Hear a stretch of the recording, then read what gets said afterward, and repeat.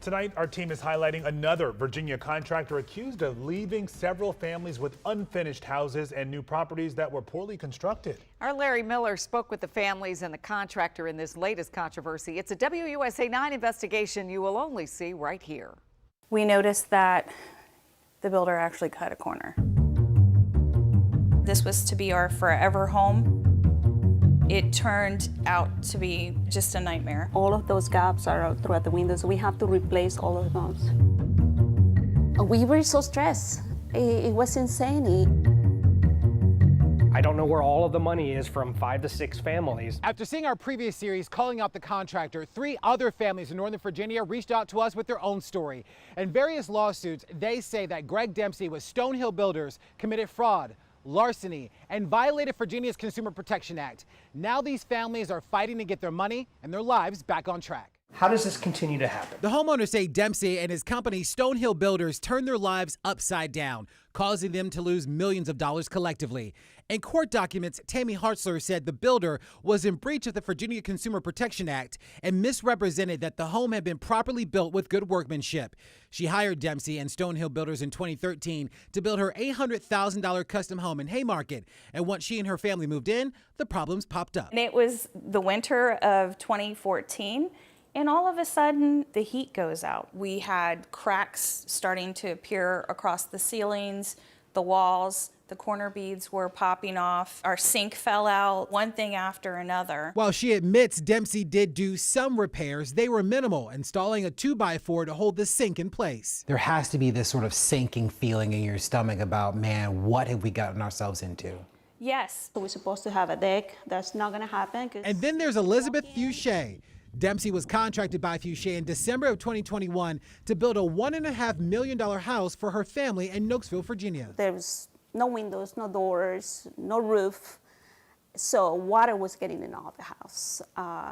The wood started warping. We had cracks all over the foundation. And we're like, okay, what's going on? Well, according to Elizabeth Fuche, not much. She showed us around. Now she and her family are working together on weeknights and weekends to turn this shell into a home. All the money right now is coming out of course, our pockets, from savings or from the college funds for my daughters. It's like you're almost having to rob Peter to pay Paul at this point. Robbing Peter means robbing yourself. That's exactly how Sean Hess and his wife Lindsay feel. The couple signed a contract with Dempsey to construct their custom home in February of 2021. They too encountered delay after delay, even as Greg Dempsey drew funds from their home construction loan.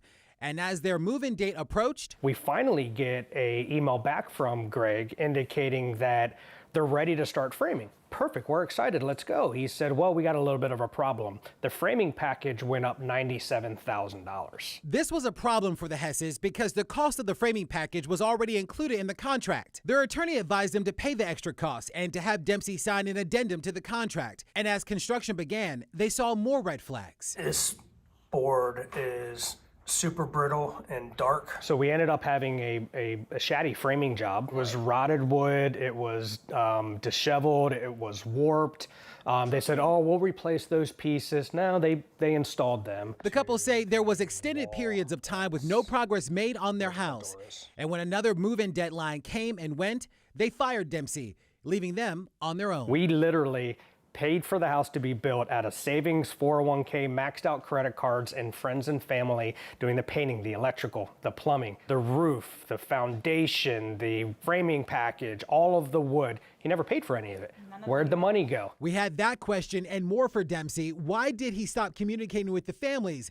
Why did he stop work on all of these houses? We requested an interview with Greg Dempsey through his attorney. He declined, but in a statement told WUSA 9, Mr. Dempsey appreciates the opportunity to give his side of the story. However, due to the pending litigation in Mr. Dempsey's bankruptcy case, as well as against his company, he is declining the offer and he wishes to make no comment at this time. In a response filed by the court to his attorney, Dempsey denied the allegations against him. Can Virginia look at this situation and this man and prevent this from happening into the future? But government is not doing what it should. You know, it's supposed to protect us, and it hasn't protected us. The homeowners took their concerns to Virginia's Department of Professional Occupational Regulation. Emails show the agency elevated their complaints to Virginia's Office of the Attorney General for further review and investigation.